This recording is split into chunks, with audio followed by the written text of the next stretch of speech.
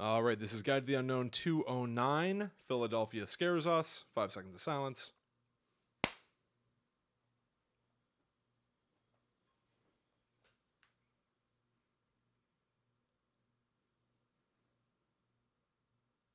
Okay.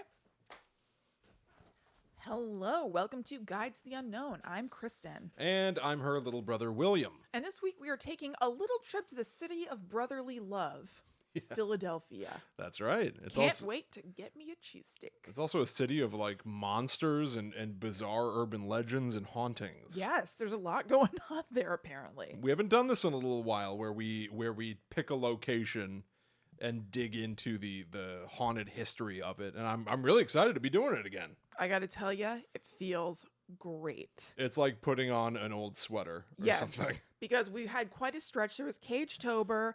Last week, there was the Warrens Paracon that, I feel like we've had to be complaining a lot recently. Yeah, there's been some negativity here. And we don't, I don't like to put myself out as negative. I feel like on Guide to the Unknown, we usually are celebrants. We're just like stoked about whatever. Yeah. So now we're back. We're back. I'm stoked. And this topic came to us by way of my friend Jessie, who moved to Philadelphia with her boyfriend Mike. And they're both tattooers at a place called True Hand Society in Philadelphia. That is gorgeous. It's a renovated church. Oh, wow. It is beautiful looking. Really? Like stained glass, but then they repainted the inside like all black and white with pretty plants. It's awesome. So I went there a few weeks ago to get tattooed, and Jessie and I were talking, and she was saying like, it doesn't seem like there are that many ghost stories here. Like when I moved here, I looked some stuff up, but like I didn't find as much as I was expecting to. And I was like, well, why don't I go ahead and cover that on the show? And she said, please do. Yeah, so Jessie, this one's for you. Yeah, I certainly in some of the digging that I did, I tried to look for oddball sorts of stories. I know that you've got some haunted locations. Yes. So I specifically tried to look up just like weird beliefs or history or man, I've got one thing that's just like so weird. Some of them are very small. I should say that my side of this episode is far more grab bag. My things Quick are not hits. terribly long. Bits and bobs. Bits and bobs. So maybe I should even launch into one of mine first. Please, I want to hear what you're talking about. That's all weird. I think technically I have more than what you have number wise. So let's just start it off with this. It's Philadelphia. One of Philadelphia's most famous sons, Benjamin Franklin. I also tried to look into things that are like rooted in specifically Philadelphia, like I've got some stuff about the Liberty Bell. Yeah, right. As well. I wanted to dig into like old America. That's what all this is. Actually, National Treasure. I know. I was resisting saying something about it, but as soon as you mentioned Benjamin Franklin, I was like, well, actually, this kind of folds beautifully into Cage-tober. As we all know, Mr. Nicolas Cage found Benjamin Franklin's trifocals he finds in that movie. Benjamin Focals is what they're called. That's the ripoff of Benjamin Button. Yeah, Benjamin Focal. So here's some information about a specter of Benjamin Franklin you might see. Not his ghost, another thing entirely. I want to say something real quick. So, even though I did find some ghost stories and everything, I understand what Jessie is talking about. There aren't as many like really elaborate ghost stories for Philadelphia as I expected there to be. And I think it might be because it was like the site of a lot of like founding father activity. Sure. And maybe people didn't want to besmirch their name or something like that. There's less like, I don't know, kind of fun spookiness and It's more like reverence maybe is going on. Yeah, it's more like people like wearing like short pants with their knee-high socks or whatever. Right. To celebrate. It's not as juicy. No, yeah, there's less juice. Right, to Philadelphia. We were going to go to, and we couldn't arrange it, there's a like an adults only ghost tour of Philly. That's not like really crazy, but it talks about like mistresses and sex workers and really? stuff. So I wonder if there's like maybe there is a rich vein of ghost stories.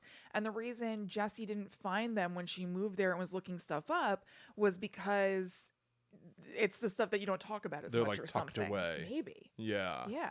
They're tucked away as like adults only Yeah. ghost entertainment. Right. And which is so weird. as far as, like ghost tours and things that you're going to do and, that are like tourist trappy, maybe there aren't as many stories about, Benjamin Franklin they want to tell, but maybe Benjamin Franklin's mistress Maybe. gets Yeah. a lot of play at That's night. interesting. Maybe. Yeah, I don't know. Well, here's a story about old Benny Franklin himself, Benny Focal.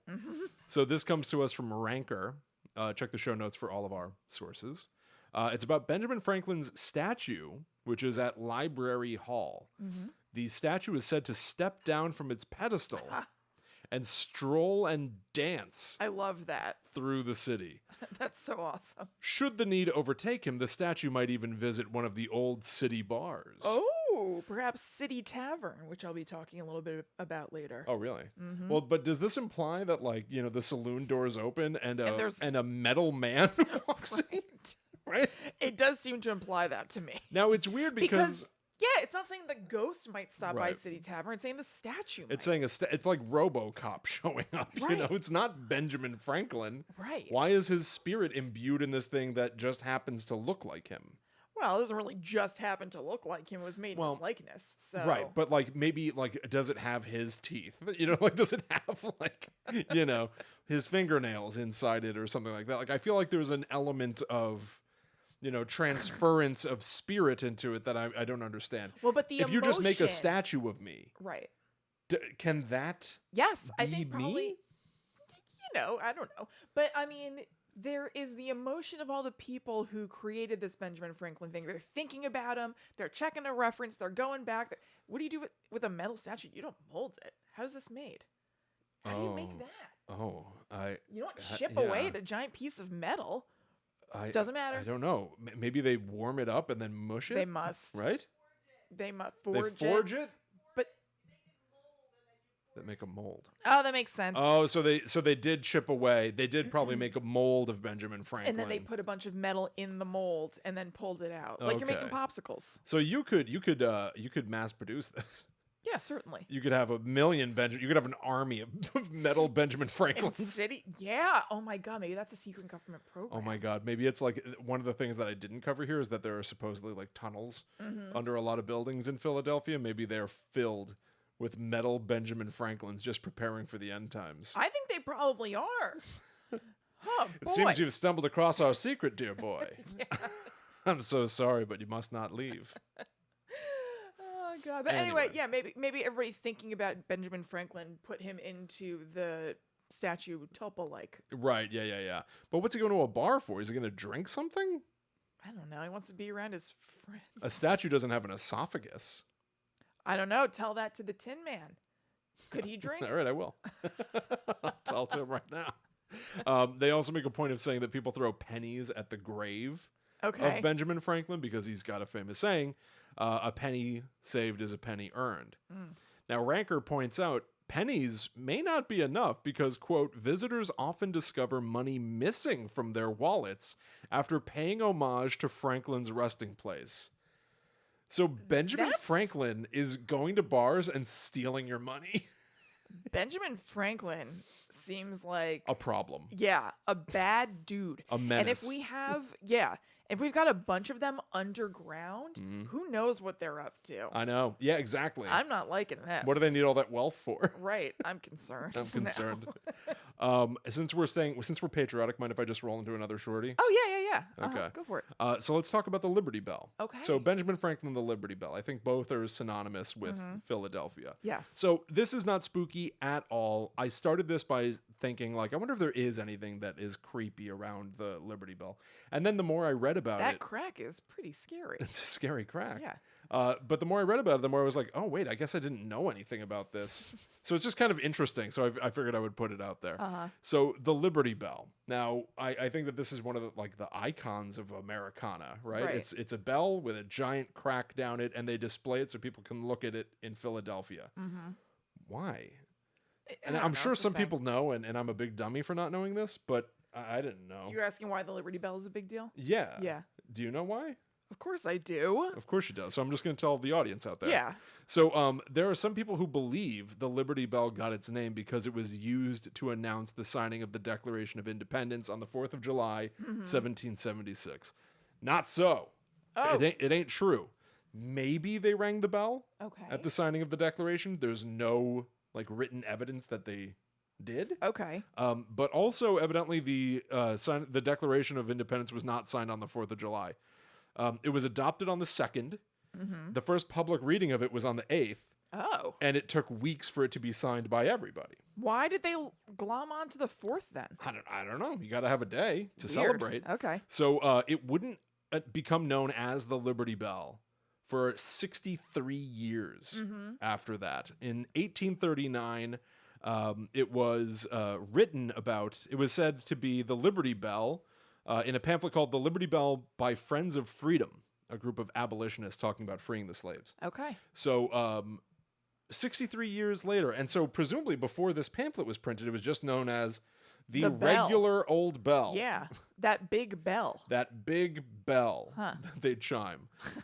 There is a myth that it got the crack when it told the death of Chief Justice John Marshall, which is kind of a cool story. The guy dies, and so they signify his death, and the bell cracks wide open. Yeah, like it was crying. Yes, like it was weeping for Chief Justice John Marshall. Yeah. That is also not true. Okay. So some of what I read is the point of the bell was to be a bell. It was supposed to get people's attention and to signify times of the day, signify times when people could congregate. And from the initial moment the bell was made, it was prone to cracking and chipping.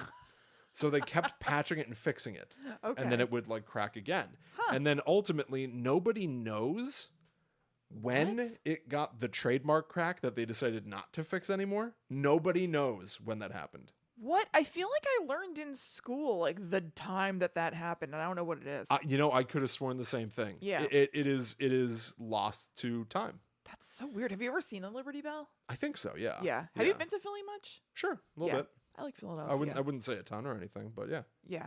I have two memorable stories in Philadelphia, both involving all the horse and carriages around and like the disgusting like horse poop and pee smell. I knew it. I know. I went on a date with a dude there, and we were at a crosswalk, and they both involved crosswalks. You step in horse manure? No, but it like and pretend it was an smelled- accident? Oh no, look what I did. Oh no, that's why we didn't have a second one. No, it was just the smell was like overwhelming, and he was like, "Oh, I think it's like whatever." He was like acknowledging it, but in a really weird way, and I was like, "Yeah, I know." Yeah, I know what it is, Douglas. It was so He was too shy to say it smells like horse feces. basically. Sorry, babe. Smells like horse doo-doo. Let's go over here. And then the other time was I was the way a-hole in this situation. There was like instant karma. It was with Ryan, so it was years and years later. And we're also at a crosswalk. It also smelled like horse pee or poop or whatever. And You're not sure which. I don't remember. And I was, of course, I wasn't shy. So I was like, "Ugh, what's that smell?" And then there were these Occupy Wall Street people who were like on a green kind of ahead. And they were like holding signs. They had like dreads and stuff. And I was like, "Oh, it's probably those hippies over there." And then the light turned, red or whatever for us to go across the crosswalk. And I walked a couple steps and then completely face planted and slipped. Oh, wow. Yeah. No, not in anything. I just fell over my own 2 feet. Just fell to the ground. So I was like, "Oh, it's probably those hippies." Those hippies. Who are you? Well, that was the point. I'm with them. Yeah, I'm just saying. Those hippies.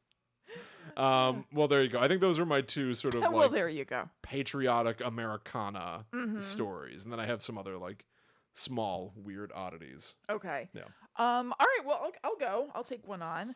Let's talk about the Ballaroy Mansion. Ballaroy. Or Ballaroy. I don't know. It's Baleroy. Okay. So this place, I think I assumed that almost every like old historical house that's said to be haunted is a place that's open to the public that you can tour and stuff. And this one isn't. It's actually a private residence now. But for a long time, actually, I don't know if you could ever tour it now that I think about it. Well, okay. Whatever. Anyway, this place is haunted. You could or could not go in there. Sure. So it was built, depending on who's telling the story, in either 1911 or 1925. There are Well, you're telling the conflicting story now, reports. so which was it? It's 1911 Okay. because most often connected to people saying it was built in 1911 is this story. They say that the first owner of the home was this like well-to-do carpenter who murdered his wife inside the home, thus consecrating the ground in blood. Oh, no. Right. But he moved on, I guess. And then some people moved in for a little while of, no big deal. And then the Easby family purchased the home in 1926 and they had lots of stuff happen. Once the Easbys are in there, it is going nuts, basically. So, the mansion stayed in the family until 2005 when George Easby died at 87. And the activity is pretty much all Easby related. And the current owners said that they don't sense anything. They hear some noises sometimes, but they think it's just like the cricks and creaks of an old house. Huh. So it seems like killer guy, Yeah. time of okay, Easby's, stuff happens. So, yeah, it's literally the Easbys. Well, there's one person who was living there in that in-between time who said to kind of come around. She's an elderly gal who accosts people with her cane. What? I know. I tried to find more information on that because the article that I read, which is linked in the show notes, says that it's an elderly woman who has been known to accost people with her cane. And I was like, does this mean she's attacking them with her cane? What's happening? So I was Googling different iterations of that, and I couldn't find anything more specific. So I don't know. Maybe she's shaking her cane at them or something. I know. If somebody accosts you, yeah, it could mean, I would almost interpret it to mean anything from forcibly getting your attention. completely. I think somebody being To in your attacking. space Yeah. to attacking. Right. Being like, hey, kid, Okay. or whatever. So she could have just been in people's faces like, I'm here. Look at me. Please. So, Please. So she came around to say, yes, ghosts. no. She's a ghost. Oh, in the she's house. the ghost. She's the ghost accosting people. Oh, okay. Right. It's a woman who lived there before the Easbys. But before that, after that, it's pretty much all the Easbys experiencing things. Okay. And Easbys being ghosts.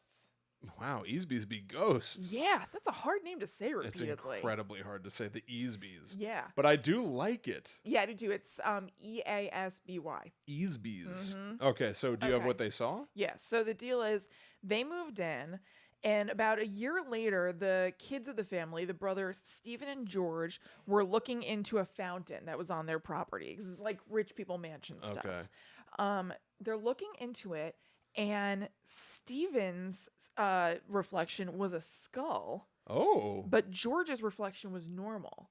And they were like, "Oh, that's scary. That's weird." that's cool. But They both they saw moved- the skull? Yes. Neat. But they moved on. And 6 years later, Stephen died of an unnamed disease. So Oh. people wonder if that was any sort of Yeah. premonition An omen. that they saw. Exactly.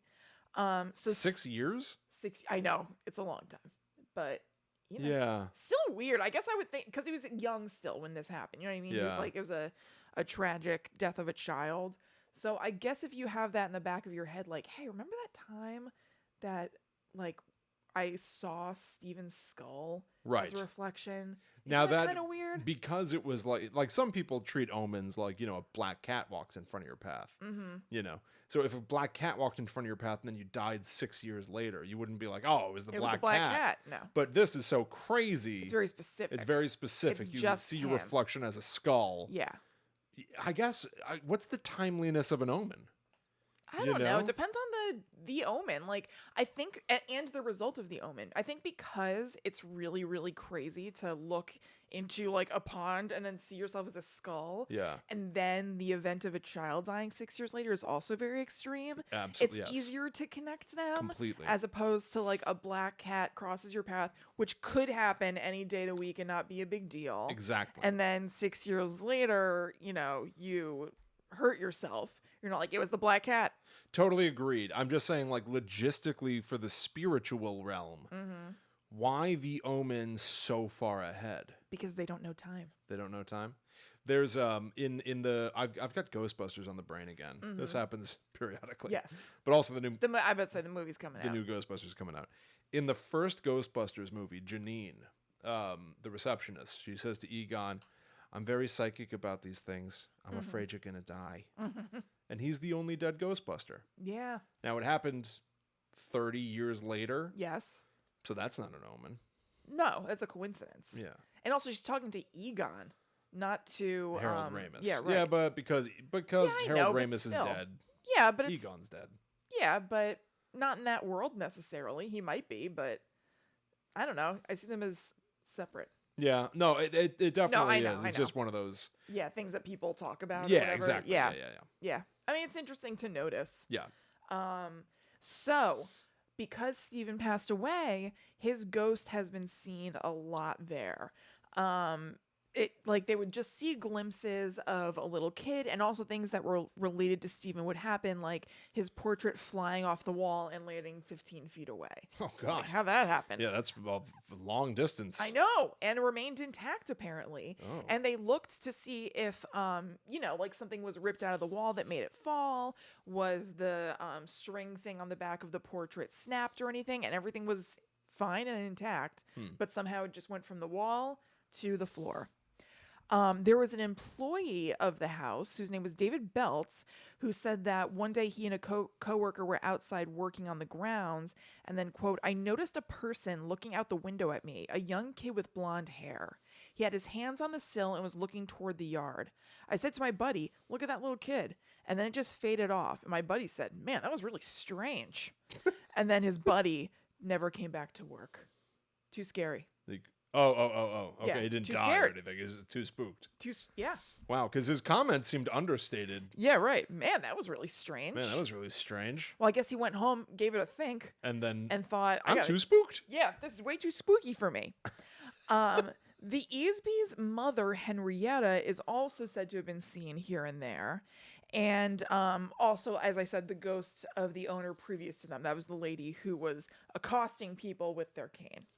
But the big bad of the house that really made me sit up a little straighter in my chair is the blue room with its chair of death. Oh. So it's said that anybody who has sat in that chair has died soon after. Wow. That's not Now, good. that's a chair you don't want to sit in. Get rid of that chair. Right. So the room itself... At what point do you decide it's the chair's doing? So apparently 4 people sat in it and then died within like 2 weeks. And I don't know, maybe that's the only thing they had in common. But the chair's in the house. Right. Right? So you'd go like, well, people who come to this house, some of them die. Maybe it's like a room that's like set off or something that people don't go into a lot. So maybe after 2, they're like, they both went in that blue room. That's strange. But then you have to have enough data to be like, all right, somebody else went in the blue room and they didn't die. Right. You almost have to like pay attention to your data set to be like, well, so it's not everybody who comes in the house. It's people who go into the blue room. Oh, it's not everybody who goes into the blue room. It's everybody who stands by the window. No, wait, it's not the window because somebody didn't die. Oh, it's everybody who sat in the chair. Yes, it's everyone who sat in the chair. Like, I feel like it's a process of elimination to get down to it's the chair's fault. I think you're right. I think you're right about that. But apparently that process took place, and George Easby wouldn't let anybody sit in the chair after that because people kept dying from the chair. Did he try to get rid of it? No. Not that I'm aware of. See, these are the issues I have. Okay, so if we found out that there's a chair in our house, yeah, that's killing people, you know what I'm saying? Right. I'm going to Allie. I'm saying, I'm getting rid of that chair, and it's gone. Craigslist, curb alert. Yeah, but maybe you're putting that curse on Free somebody chair. else. Yeah, no. Free chair. Come and take it. You got to pick it up yourself. Maybe they were like, we have to. Well, at least we can control this. This is in our control. Oh, so you think it was a noble gesture to keep the chair contained? Maybe. Well, where is it now? I don't know. I don't know. You might be sitting. Blue chair. Well, I've sat in this chair a lot, so I don't know. Well, fine. So to set the scene, the blue room is this like frilly ass 18th century style room in this house that's like light blue and all pretty and stuff. And then there's this chair in the middle of it. You see. Dead center. Yeah. The blue room has other weird stuff. It has secret compartments built into the room. A set of silverware that was used at a celebratory dinner after the signing of the Declaration of Independence. Oh. It could just be by anybody, though. I don't know. It's just John's plates. Right, it was used to celebrate afterward. Right. So it's not that it was used by John Hancock. No. It was used by the Easbys, I guess. By the Easbys to celebrate. Right. The Easbys have a high opinion of themselves. Right? Maybe they do. Oh, no, it wasn't used by the Easbys because the house was built in 1911-ish. But maybe they bought it from somebody. They also bought a bunch of like... this rich people stuff. This set was used to celebrate... I know. I don't even know if that's true. Who's course verifying not. that? It was probably at some weird auction with paddles, and everybody got all like hyped up. Even though when you step away and you think about it, you're like, okay, so it was just used by someone. Yeah, whatever. I don't know. Okay. They also had a bunch of stuff of Thomas Jefferson's in the house. Probably also bought at paddle auction. Yeah. And so some people This is Thomas Jefferson's bedpan. Yeah, it's Thomas Jefferson's waistcoat. Yeah, I used the bedpan as a hat. Or a flower pot. Yeah. Yeah. So some people also say that Thomas Jefferson haunts the home because his stuff is in there. But then other people take umbrage with that because they're like, it wasn't built until 1911, so Thomas Jefferson didn't actually live there, so why would he be haunting it? But I don't know, maybe it's his favorite bedpan and waistcoat. Yeah, exactly. Maybe he loves that stuff. Maybe, I don't know. So anyway, it's this frilly-billy room, and then it has the chair in it. Mm-hmm. Now, this, if I was already sitting up straight, my posture was ramrod after I read this. Were you? It's said to have been previously owned by Napoleon and was crafted by a warlock. Whoa, okay, I'm sitting up a little straighter all of a sudden. Couldn't find any more info on that, so you might want to slouch again. But anytime I just put in, chair of death crafted by a warlock, it would just say that. Yeah. I didn't have anything else about, the warlock who crafted it. And nobody online is talking about another chair of death crafted by a warlock. It all comes right back here. No, I'm just saying that there's no elaboration on this chair, this warlock. It was crafted by a warlock. Now, the warlock crafted it, but he didn't necessarily use witchcraft. I think it's implied if you're saying a warlock. I think that's what they're getting at. Why? I'm a writer. If I made a chair, it's not like it would be imbued with stories. But because you're not magic. A warlock is magic, so everything he does has magic in it? I think they're implying that he deliberately put magic in it. He can't just be a hobbyist, No, because why else say it? Why else say it? I think it's made up. Why say that the tea set was used to celebrate the signing of the Declaration of Independence? The razzle dazzle. The razzle dazzle. It's about the sizzle. I know. Not the steak. What do I always tell you? William. What do I keep telling you? You just accosted me. Yeah, I did. Grabbed me by the elbow like an old man. Okay, so anyway, apparently what happens is that when somebody sits down in the chair, a red mist forms and envelops the sitting person. Oh. And it is sucking out their energy. Well, maybe that's how they knew. So, forget all how do we know it's the chair? Yeah, I wonder. Yeah. Good God. Yeah, right. There's a towel. That's right. I forgot about that. Yeah. Okay. So the rumor is that this red mist is materializing at the behest of a previous owner of the chair named Amelia. Now, George Easby has reportedly referred to Amelia the spirit as a loose cannon. And said that Amelia would go through the house and throw open doors and then slam them again and just do things to try to scare the people inside of them, trying to drive them into the blue room so that she could then do their thing. So I'm imagining a big hallway of doors, a long hallway, and somebody slamming the door and that person's like, whoa! And they go to the next room, whoa! Go to the next one, whoa! And then they're in the blue room and Amelia's like, gotcha! Gotcha! Well, gotcha in the room, but you can't make me sit in the chair, Amelia. Maybe she can. Maybe she's blowing cold gusts of wind at the back of your neck, whew. It's so pathetic. So like, it's almost pathetic and ineffective. Doesn't seem right that she's like, my chair's powerful. She's taken 4 souls. Does that seem ineffective to you? Yeah, a little bit. I mean, all she can do unless she can make you sit in the chair, she can just slam doors and try to get you to sit in the chair. Her red mist only works in the chair. I'm not doing it. Well, you know who did it apparently. Oh, Again, no. couldn't verify this. I don't know if this is a real Jeez. story. Paul Kimmins. A friend and I couldn't find any record of this man. Who's Yeah, I that? thought you were about to say a celebrity's name or something. Oh, no. Well, to me. Superstar Paul Kimmins.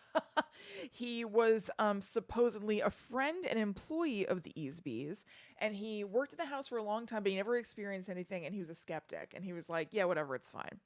So one day he was escorting a medium through the house, who was like, whoa, I can't believe how many spirits are in here. What the heck? And he's like, taking her for a tour, doing their thing. And then for the first time ever, he saw something. He said that he saw a blue mist on the staircase and was like, well, that's very weird.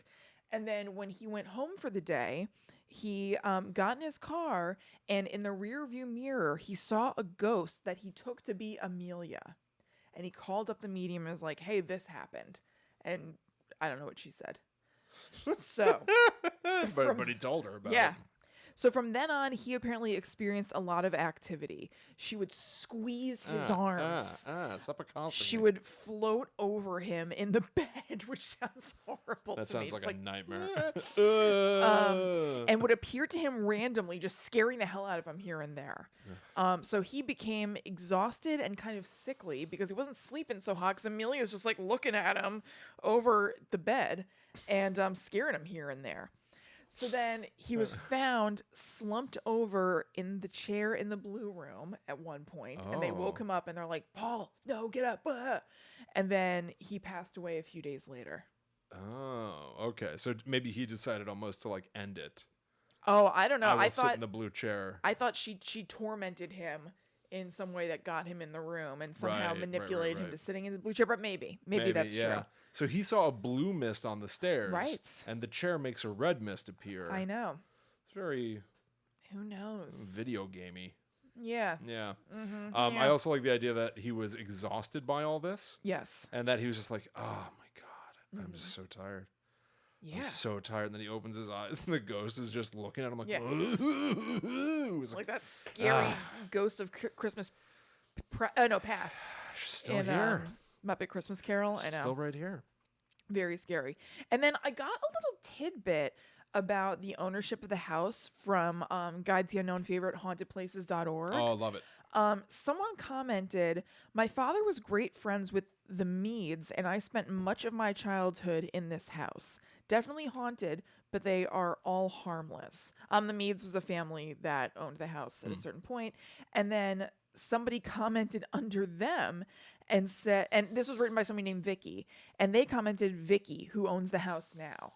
So what he's saying is that this person who left this comment and saying like, oh, I spent a lot of my childhood hanging out there, it's totally haunted, but it's just harmless, that person later bought the house and owns it now. Well, that's cool. I know. Her comment was in 2014, and this other person's comment was 2021.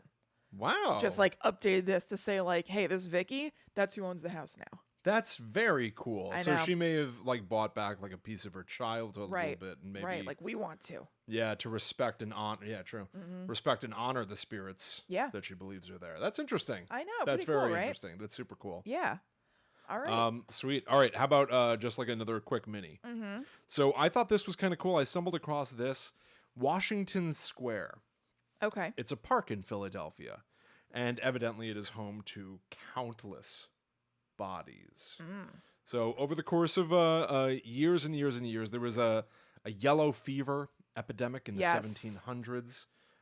So Washington Park was known as essentially a gigantic mass grave. Anybody who was destitute, criminals, anyone. If you died, your body was buried in Washington Square Park. Right. So they say, this is a rumor, and I don't think this is actually true. They say that no matter where you dig in the park, if you were to dig, you would only have to go like a few inches before you would find bone and bodies. Oy. Which for me, I've always been fascinated by that notion. And as a very young child, I convinced myself at one point, I was like, probably everywhere you walk, Yeah. there's a body right beneath you. Somewhere. Yeah. Whether or not, varying stages of decomposition. I'm not saying that there's a a newly dead body Right. 6 feet down or anything like that, but like the earth is millions of years old. There's a body of an animal or a person, a Cro-Magnon man, Yeah. whatever. Just go down deep enough, straight down from every single spot. Right. And that's a little, outlandish, but probably not far Probably not. off. Yeah. And Washington Square Park is like bringing that fear of mine to life. So I've got this interesting tidbit from phillyghosts.com. So they want to talk about what it was like back in the day to have all these bodies in this pit. So one of the most lucrative business ventures in the days of yore was body snatching. The purpose of body snatching, primarily in the 19th century, was to sell the cadavers for dissection or anatomy lectures in medical schools. The canards were called resurrectionists or resurrection men. What's the canards? Is that like a thief? Yeah, that's the thief. So if you dig up bodies, I don't know if I know that word. if you dig up bodies, you're a resurrection man, Okay. right? Which is Yeah. kind of an awesome title. Not any good, No. Yeah, you like that? but it's just neat, Yeah, it's right? neat. You're a resurrectionist. And although it was frowned upon, and in many cases illegal, every town had a couple of scoundrels willing to meet the demands of academia.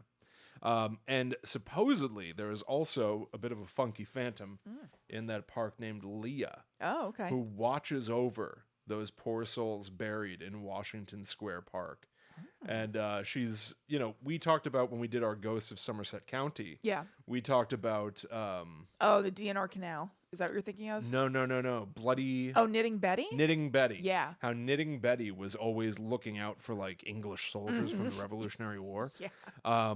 Leah here is watching over the people that are buried in the park, trying to keep her eye out for any resurrection men who might come sniffing about. So she's almost like a protector. Yeah. But so Thanks, she's Leah. she's a ghost that haunts Washington Square Park, which is filled with Yeah. corpses. To the brim. Yeah. Oh, that's cool. All right, before you move on to another nice little shorty, Yeah. let's talk about a shorty named Tracy.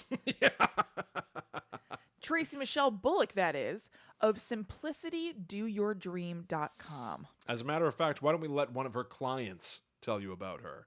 Quote, "My experience working with Tracy has been great. I enjoy talking to her every week. I love how she listens to everything I say patiently, and her advice is always on point. I like how honest she is in giving feedback on how I work, how she points out areas of improvement, and lets me come up with solutions that I can apply to improve myself. Tracy is very good at reading your character and never gives a generic solution. She has opened my eyes to different career paths in the future to work on rather than being fixated on just one path. My weekly talks with Tracy have been the highlight of my career transition in 2021. That comes from Hadia." Wow, that's high praise to say that it's been like one of the highlights of your career in 2021. It can be huge to work get with on Tracy. track. It's oh huge. yeah. Yeah, I can see how that'd be like a real relief to feel like, okay, not that you're completely outsourcing Right. your career stuff, but you know that there's a place where you're going to be working that out every week. Yeah. And just like what mental real estate that must free up for the rest of your life. You're like, I'm going to get to this. Stability and support. It's awesome. So if you're interested in speaking to Tracy, she offers free 30-minute coaching sessions, and you can book that through her Instagram or her website. So getting started is super easy, no risk, and 30 minutes is a lot of time. So I would take advantage of that if I were you. It's a very charitable offer Yes. to have an initial conversation for free. So, to check out Simplicity Do Your Dream and make your appointment for career coaching from someone who really gets it, go to @TracyMichelleBullock or www.simplicitydoyourdream.com. Just for Guide to the Unknown listeners, Tracy is offering 20% off your first month of coaching if you name drop GTTU Pod when you get in touch with her. That's right. So that's @Tracy Michelle Bullock. Michelle has one L.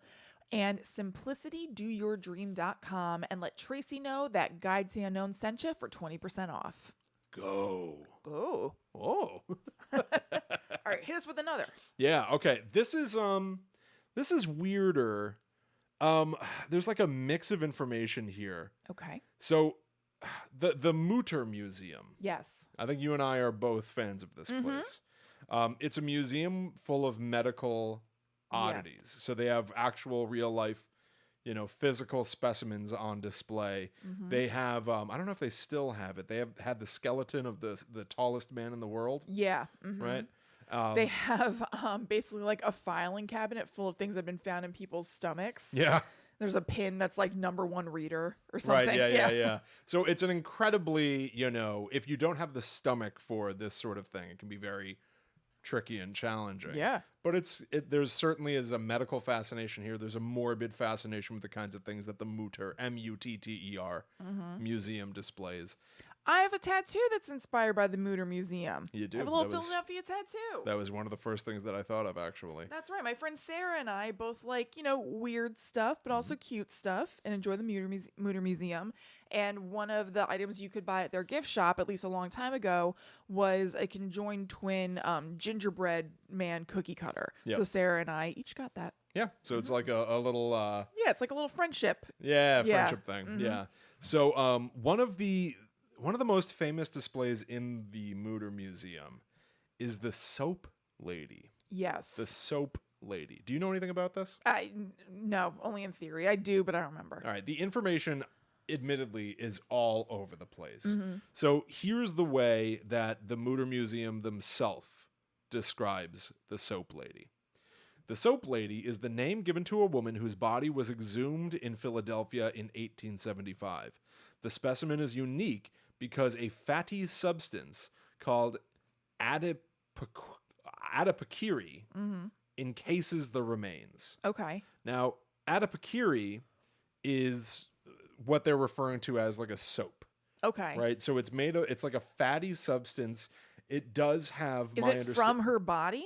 I think so. Yeah. My information's a little all over the map here. Because I know it isn't you can... soap.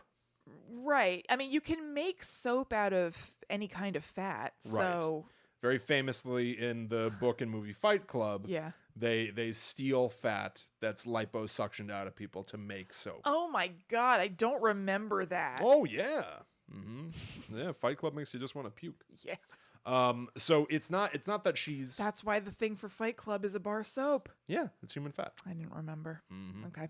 So it's not that she's encased in soap, but certainly her corpse is encased in this adipocere. Right. This, I guess, soap-like sort of substance. Huh. Now, one of the crazy things is, to hear the Mütter Museum explain it, no one knows who she is, where she came from, or really anything about her. Okay. The initial assumption was that she had died sometime in the 1700s and was probably older. The corpse, her head is sort of cocked back and her mouth is wide open, almost as if wailing or screaming. And her body is like black with soot.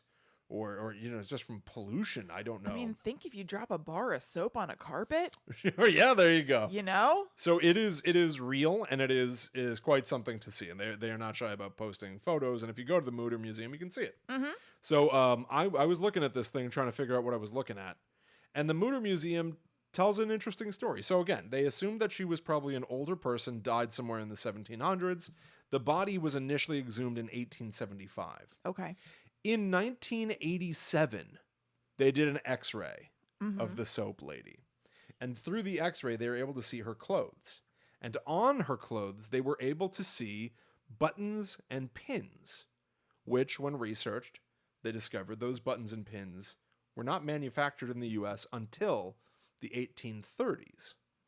So, the soap lady, at the time of being exhumed, tops could have been dead for like 40 years. And yet, the way that she looks, especially encased in this adipocere substance, is surprising.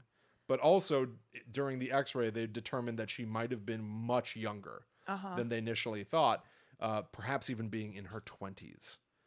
Maybe she just kind of had some sort of like genetic anomaly thing where her body produced that stuff more than other bodies would or something. Yeah, I don't know. I also have this from pen.museum, the curious case of Mrs. Ellenbogen. So I have another source here that's basically saying we know exactly who this was. And here's how this article starts. Quote, Old and probably ugly with a nutcracker profile. Hey. That's how Joseph McFarland, MD, referred to the soap lady, one of the Mütter Museum's most famous and enduring specimens. Probably ugly. I know. You don't know. I know. And that's in the eye of the beholder, bitch. Totally agreed. McFarland, the curator of the museum from 1937 to 1945, also called her, quote, one of the most revolting objects that can be imagined. Which just like... That's a person. It's a person. And it's just so much more... That's a doctor who said that? Yeah. It's very disrespectful. I would not want him to be my doctor. Not you should at have all. a little bit more respect for human life. And respect for the subjects that are in your museum that Yes. presumably you're making a bunch of money off of. Yeah. Like, I guess I knew that the Mütter Museum was somewhat exploiting these things on display, but certainly that curator from the original curator guy or whatever. Yeah. It's like, all right, well, screw you, pal. I know. I don't know. I don't know much about the workings of the Mütter Museum. I think Neither that they do I. work with like the college or They do. something. Yeah, I don't know. They do. I think the actual like official name of the Mütter Museum is like, it explains Yeah, their you're right. affiliation. The Mütter Museum at the College of Physicians in Philadelphia. Right. So you would think that that means they're not exploiting these. I mean, besides, they kind of are, but like that there's a level of respect. Maybe they've turned it around. Hippocratic Oath. Maybe they've turned it around in Maybe that's not what the Hippocratic Oath. recent years. I have no idea. Yeah. It doesn't fall under that. The original purpose of the Oh, no, collection. it's do no harm or whatever. So. Yeah, the original purpose of the collection, donated by Dr. Thomas Dent Mütter in 1858, was for biomedical research and education. So maybe it was just that one dude. Yeah, right. What was his name here? Joseph McFarland, MD, the curator from 1937 to 1945. Maybe he was Got just a bad more of Granny Smith in there. a P.T. Barnum type person. I don't know. Who knows? I think there's probably more for us to plumb from the Mütter Museum. I think we could even obviously go there. Yeah, And, totally. and give an account of our most recent visit or something like that. I would also say that there's probably something of an elephant in the room in that we're not talking about the Eastern State Penitentiary, which is, I would say, yeah. arguably the most famous haunted Philadelphia thing. True. But I think that could be its own whole episode. Yeah. I think you're 100% right about that. Yeah, I think both of our instincts here was to give like some of the some flavor Yeah, of stuff that's- Philadelphia rather than some of the big guns. Yeah, stuff that's a little bit more obscure. Yeah. Why don't we bounce back over to me for a spell? Yeah. Oh yeah. Okay, and let's talk about Grumblethorpe. Yes, please. This was a home that is said to have been named for like some sort of fairy tale or something. Welcome to Grumblethorpe. Grumblethorpe. I'd like to leave. Yeah. Can I please go? And so it has some famous hauntings. First of all, British General James Agnew. You know about him, don't you? Yeah, I Yeah. know the name. Me too. I don't know anything else. No. Reportedly haunts the home, and the blood stain of his death Oh, God. remains there. You can still see it today because this is a place that's open to the public, and you can do tours and stuff like that. And there have been witnesses who said that they have seen a black mist rise from the spot, from that blood stain, and move throughout the house. Other people say that they stood on the spot and heard the sound of moaning, and they heard it especially, like there was a higher uptick in people saying that on the anniversary of Agnew's death. Wow. Right. So go visit that blood spot if that's your kind of thing. Also, there was a woman named Justina who lived with the first family who lived in this home, which was the Wister family. And interestingly, they were into horticulture, and wisteria is named for them. That is interesting. I know. Thank you. So Justina was taken in after her father died. And so I think she was probably brought in as some sort of servant or something. And she eventually became the house manager. So one night, the daughters of the family saw Justina standing at the foot of their beds, and they were weirded out because she was supposed to be in another building of the estate. So more rich people stuff. Right. And then they found out the next day that Justina had died overnight. So ever since then, she's been said to be a friendly spirit at Grumblethorpe. She loved to bake bread in real life. That was kind of her like Friday evening activity. So sometimes on Friday nights, if you sniff just right, You'll smell the smell of baking bread. How do you smell wrong? I don't know. You just have to How do you really smell lean off? into it. Yeah. Smell just right. I think I smell a loaf. Seems like something's baking. Somebody making brownies? So people who work at Grumblethorpe now claim to have seen figures as well. They said that they've seen eyes in the dining room mirror. They go to give their hair a little fluff, and their eyes looking back at them. Ugh. They've also seen figures in that mirror. They also have experienced things like this. So there was a volunteer named Kelly who remembered walking through a room upstairs with 2 other staff members in the middle of the day, and Kelly noticed their shadows cast on the floor. You know, just walk in and you just see whatever. But she also noticed a 4th shadow that didn't belong to anyone in the room, that was clearly wearing a dress when everyone else was in jeans. I love that. I know. I love that. I know. I do too. That calls to mind there was a demo for a new Silent Hill game, which I was a tremendous fan of, and I think we've talked about many times here on the show. We did a whole episode all about Silent Hill. Yeah, that's right. So in that game, if you pay attention as you're playing, at some points you'll notice that your shadow is the shadow of the ghost that haunts the house, implying that she's right behind you or possessing you. But, you know... That's like the devil in Ghost Rider. Remember? Yes. He was like he walked by the circus tent and you saw his shadow of like a little lizard man. Yeah, it was a little cretinous, Right. frail, elderly frog. Yes. Okay. Another person who works there, the education director, Diana Thompson, remembered seeing, quote, a black shape low to the ground spinning very quickly from the dining room into the colonial parlor. Now, I thought this was interesting because you and I, when we were on our way to the Warrens Paracon, actually, you weren't really listening. You were doing something else. But I was listening to The Demonologist, which was a book about the Warrens. Yeah. And it opens with a story about basically like a black tornado-y thing being in their house. And this reminded me of that. It's a spinning black shape. It says it's low to the ground, but still, it reminded me of it. So anyway, Diana Thompson sees this and then says, I'm not in the mood for this. After which the shape disappeared. I love that. I know. Diana Thompson is made of tough stuff, and she was like, can we not? Now, I think we've talked about this as well, the notion that perhaps you can opt out of being haunted. Yep. Yeah, that's pretty cool. I mean, maybe if you just speak directly to some ghosts, they will respond to I that. refuse to partake in this. Right. That's how you defeat Freddy Krueger in the original movie. That's you go, right. I don't believe in you anymore. You can't scare me. That's right. I famously did that in New Orleans, then I wasn't scared anymore. Yeah, you did. So Thompson's son saw this same shape not really long after that. So it seems to be a thing.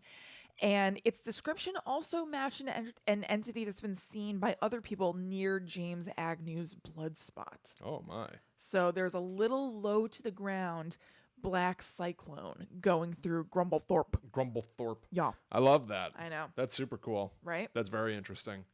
Let's go to, all right, I've got a mini, and then I've got a mini that's not that interesting. Skip the mini. That's not that interesting. Really? You don't even want to know why it's not that interesting? No. There's a cave, and a mystic guy said that the end of the world would end, Okay. and they lived in there. Okay. That's it. It's called the Cave of Kelpius. Okay. Johannes Kelpius was a mystic guru from Transylvania, and he was 26 years old when he founded a society in the woods of people that thought the world would end in 1694. When it didn't, they just stuck around in the area making art. Oh.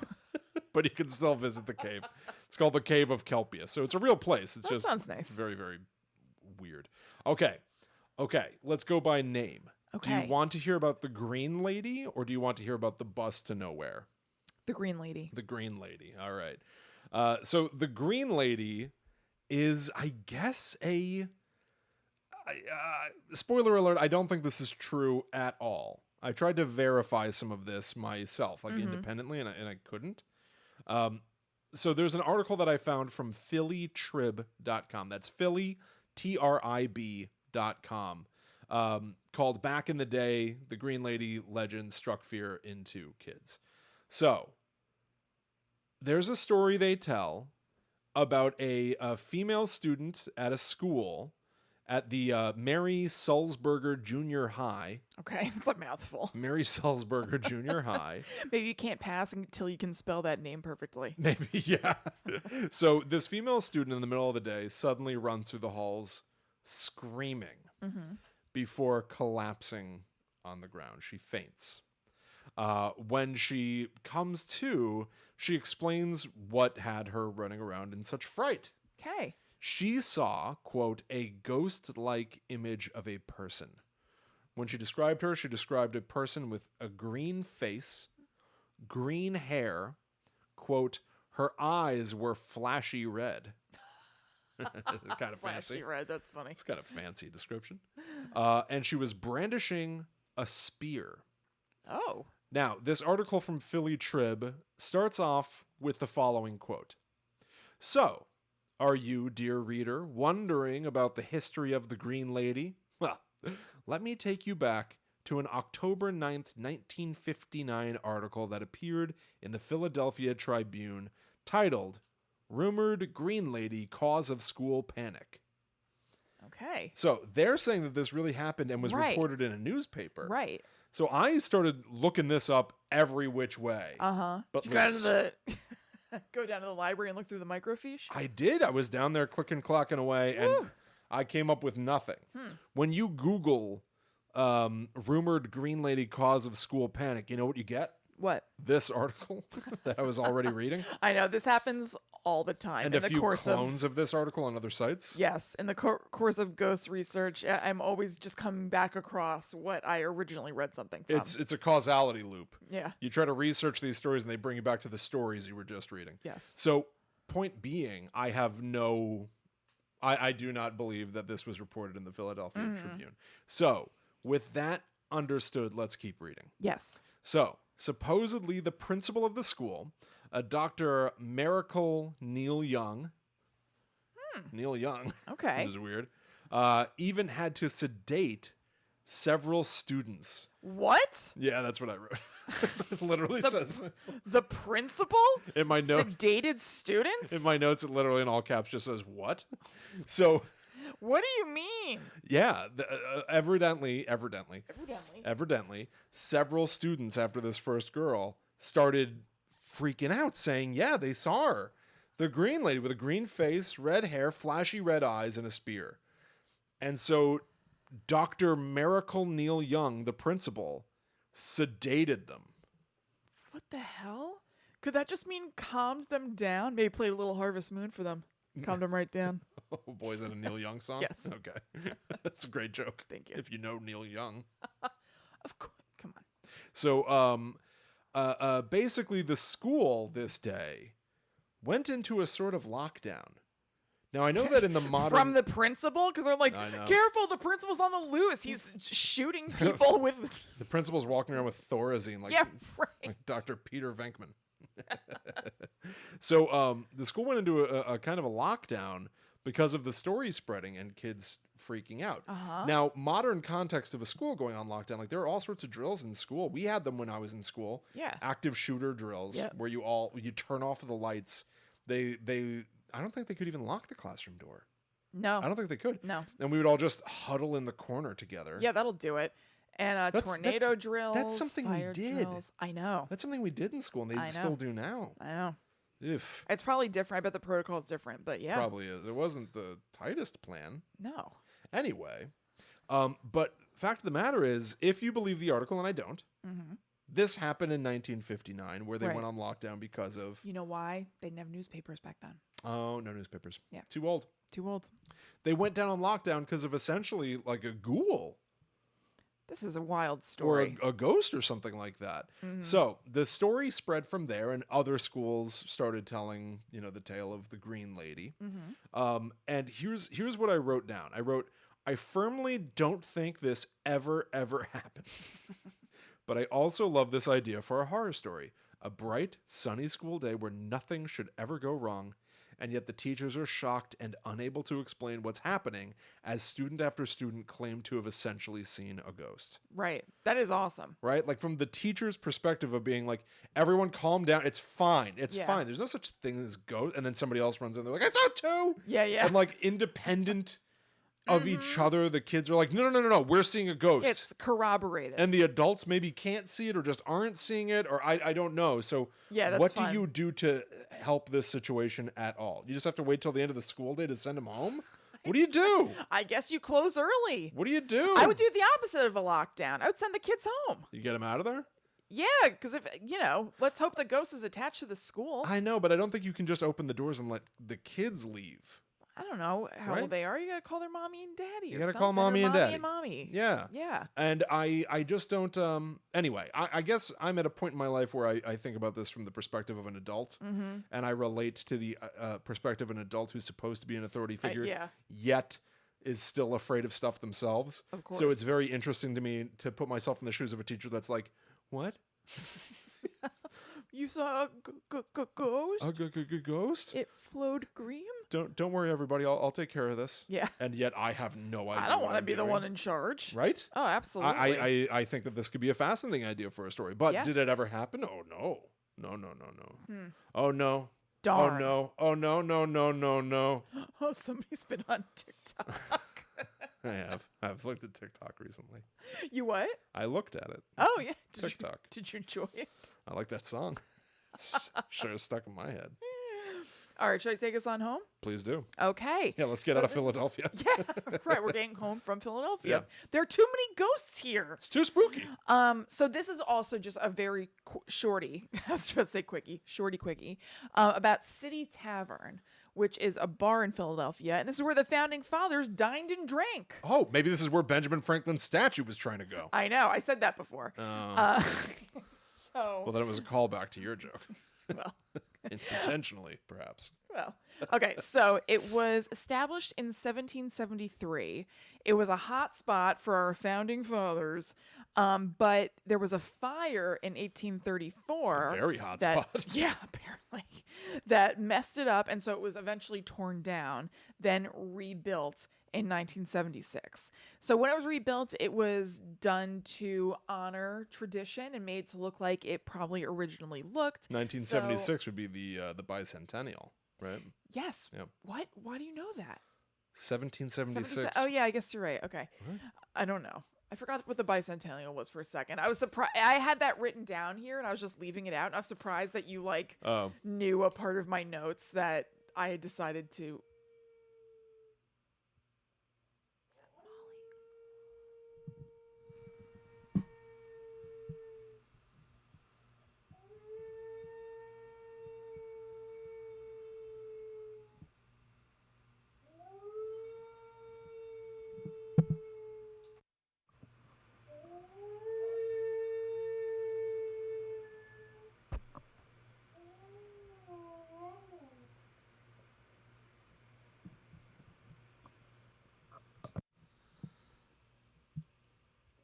I've never heard that in person before. I've only ever heard the recording of it.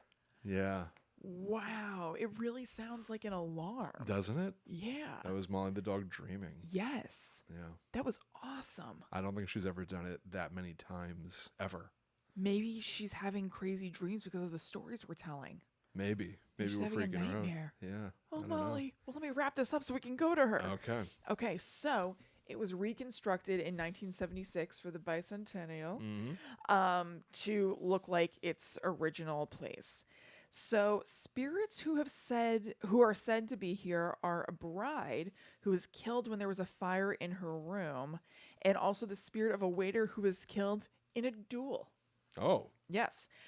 People say that the bride spirit can be seen in City Tavern's window, and the spirit of the waiter is said to be moving tableware and like jostling silverware and stuff. So he's still got to do waiter stuff? I know. I don't know. Maybe he just wants to be seen and like the tables and the silverware are there. Won't you acknowledge me? Yeah, maybe he's working with what he's got. He's like jingling this stuff, not that he's like rolling silverware on his break or whatever. What a rough What a rough existence. I know. He was a waiter and he died in a duel. Yeah, a duel. He stood out in the What street and got happened? shot to death. Was there a guy who he was serving in that moment who started like picking on him and then they were forced to go into a duel? I said no onions. Yeah, right. He slapped him in the face with a napkin. I challenge you to a duel. To the death. So that is Philadelphia. And that's what's going on in Philly, everybody. Right. There's more stuff going on, but this is what we decided to serve up. Jesse and Mike, I hope you enjoyed it. Yeah, I hope you're all scared in Philly now. Yeah, right. I hope you and your wonderful pets are uncomfortable and scared now. Regret the move. Poor Herman and Lorenzo. We gotta get out of here. Pack your bags. Go. No. When you hear clanking outside at night and you know it's Benjamin Franklin's statue. Walking past your window. Clonk, clonk, clonk. Good evening. Welcome to my fair city. Maybe you need to come back to New Jersey. Maybe this isn't safe. Clonk. Now, it's so funny to also be like some nights Benjamin Franklin's statue gets down off his pedestal and walks around. Like, especially today, where it's like there are surveillance cameras literally everywhere. Yes. Yeah, Like, imagine like helicopter we footage. unequivocally know that Benjamin Franklin's statue has not come down from his pedestal. Yes, imagine helicopter footage with like the spotlight as the statue of Benjamin Franklin walks down the street, and they're like, there's a ticker at the bottom of the screen, like, he rises. My brain would break. What? If that was on What? the news. Well, it would almost not be special, right? Because if it happened all the time, we would just be like, oh yeah, it's Thursday. Well, the first time it happened. It's Thursday, so yeah. The first time it happened, it'd be pretty damn special. Can you imagine if we like went on our phones on CNN after this and there's live footage of Benjamin Franklin's statue lifting up his heavy ass legs, clonking over to City Tavern, going to that love sculpture? Yeah, crushing the sidewalk with every step. Yeah, those old cobblestones. How heavy is a statue? Those cobbles would not stand a chance No way. under those big feet. Ironically, getting struck by lightning. Oh. What? Because he's Benjamin Franklin. No, I know, but and what do he's you a mean big metal ironically statue. getting... He doesn't need a kite to conduct electricity anymore. What? Okay. How is he conducting electricity? He's metal. Oh, okay. Okay. I was confused with the cobble edition, cobblestone. You added the cobble. I know, but then you responded to... Forget it. Okay. Thank you. I never added cobble. Yeah, you responded to me adding the cobble. Shut up. Okay. Thank you very much for listening to the show and or watching it. We hope you enjoyed it. If you would like more Guides to the Unknown, we have a robust Patreon now. It's at patreon.com/GTTUpod, and there are options to get either one bonus episode a month all the way up to 4 bonus episodes a month or weekly, depends on the month, I guess. And those options run from $4 to $13 a month. And so go check it out. There are plenty of ways that you can support the show and then get some really cool bonus stuff as a thank you. Yeah, literally right now you could have the full Guide to the Unknown experience starting at our $13 tier, the Demon level. So sign up there and you're going to get new episodes every single Monday. Yep. And you'll get access to every other exclusive thing that's sitting up there waiting for you. That's right. So you can have a Guide to the Unknown sandwich every week, Monday, Friday. Not so bad. Not too bad. All right, everybody. Thank you so much for hanging out with us. GTTUpod.com is the home of all things Guide to the Unknown. We've got links to the Patreon, links to our merchandise, links to our social media. And as always, you can follow us online. I am at Chillin' Kristen. I am at The Myth Traveler. So we will see you again next week when we're back sitting here with more spooky stories to share with each other and you. But until that time comes, we must travel. Back to the netherworld, go we. Boom. And to Philadelphia sometime. I think it'd be fun to... Yeah, I really like Philadelphia. Yeah, me too. It's nice. We should go to the Mütter Museum. Yeah, That'd I be haven't cool. been there in a really long time. Neither have I. Like years. Yeah. I have not been there.